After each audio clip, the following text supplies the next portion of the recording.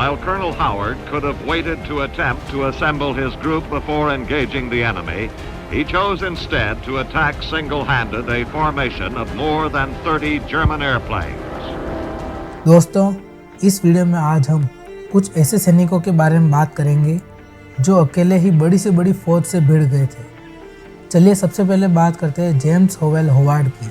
दोस्तों, James hovel Howard की सबसे यादगार लड़ाई थी 11 जनवरी 1944 को, जब वो अमेरिकी वायुसेना में मेजर के पद पर तैनात थे और उस वक्त उन्हें बर्लिन के पास कुछ बॉम्ब बनाने वाले कारखानों को तहस-नहस करने का मिशन सौंपा गया था।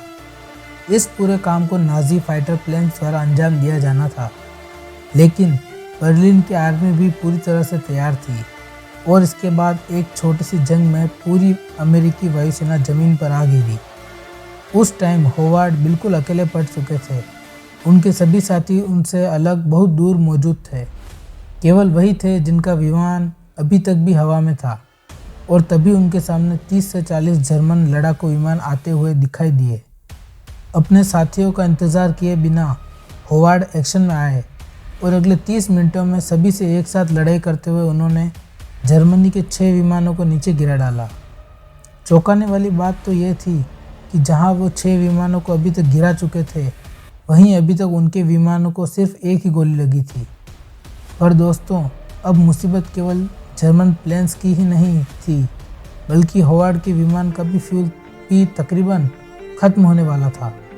लेकिन वो ना ही भागने को और ना ही ज़मीन पर क्रैश लैंडिंग करवाने को तैयार थे। फिर उन्होंने करीब से फाइट करने का डिसीज़न लिया और भगवान की दया से बाकी बचे सभी जर्मन प्लेन्स को भी नीचे गिरा डाला। जब उनसे बाद में पूछा गया कि उन्होंने अपने बाकी साथियों के आने की इंतज़ार क्यों नहीं करी, तो उन्होंने एक लाइन बोली जो आज भी बहुत ज़्यादा फेमस है। उन्होंने कहा, he who rides a tiger cannot dismount. Jack ji Hanson. दोस्तों, ये योद्धा कोरियन वॉर के समय मशीन गन चलाने का प्रसिद्ध व्यक्ति माना जाता था। बात करते हैं 7 जून 1951 के घटना की, जब उनको और उनकी बटालियन को एक हिल पर तैनात किया गया था, जहां उनको दुश्मनों के आने का वेट करना था। और कुछ ही वक्त में उत्तर कोरिया की आर्मी वहां पहुंची और आर्मी की इतनी बड़ी संख्या को देखते हुए हैंसन और उनकी टीम को अब पीछे हटना पड़ा। लेकिन हैंसन और उनके 4 साथी पीछे हटने को तैयार नहीं थे। इसके बाद जो हुआ वो इतिहास के सुनहरे अक्षरों में लिखा गया। जो हमें पता है वो आपको बता देते हैं, क्योंकि इस जंग में जो हुआ था वो तो किसी को नहीं पता, क्योंकि सच्चाई बताने के लायक कोई बची ही नहीं। इस पूरी लड़ाई के बाद अमेरिकी आर्मी ने कोरिया पर अटैक किया और केवल 2 घंटे में ही उस पहाड़ी पर फिर से अधिकार कर लिया। पर वहाँ अमेरिकी सोल्जर्स को कुछ दिल दहला देने वाला दिखाई दिया।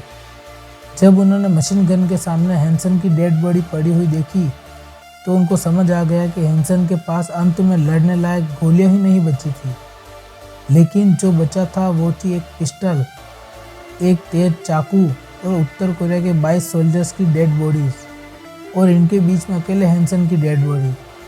दोस्तों, आप सोच कर देखें, अपने पास गोलियां ना होते हुए भी बचे कुछ छोटे हथियारों के दम पर एक अकेला सैनिक 22 लोगों के साथ एक ही झटके में भिड़ा और उनको मार भी गिराया। साइतो मुसाशिबो बेंकेई। दोस्तों, जापान के सैनिक का जन्म 1155 में हुआ और उनकी मृत्यु 1189 में ही हो गई थी। उनका शरीर ऐसा था जिसे सभी देखकर हैरान हो जाते थे। उनकी लंबाई 6 फीट 6 इंच थी और इसके साथ ही वे बहुत हट्टे कट्टे भी थे। उन्होंने अपनी ज़िंदगी बौद्ध धर्म के प्रचार में लगा दी, लेकिन 17 साल की उम्र में उन्होंने बौद्ध धर्म का प्रचार करना छोड़ दिया। अब वो इस संसार की मोह माया से अलग होकर एक गुफा में जाकर ध्यान में लग गए। कुछ वक्त बिताने के बाद उन्होंने गुफा छोड़ दी और क्योटो शहर के चौराहे पर आ गए, जहां उन्होंने खुद की एक एकेडमी बनाई और लोगों को 1000 समुराई से लड़ना सिखाया। उस टाइम समुराई इस धरती के लिए खतरनाक और अनचाहे योद्धा थे।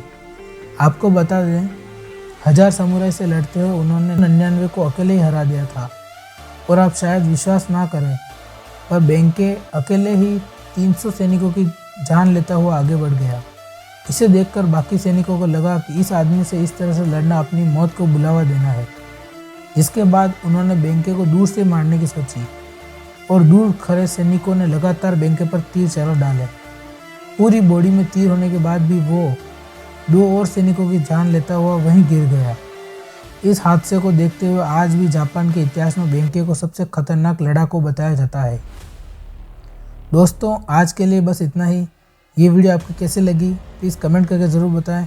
वीडियो को ज़्यादा से ज़्यादा शेयर करें और वीडियो पसंद आए हो तो प्लीज़ लाइक ज़रूर करें और ऐसी वीडियो को देखने के लिए हमारे चैनल को सब्सक्राइब ज़रूर करें।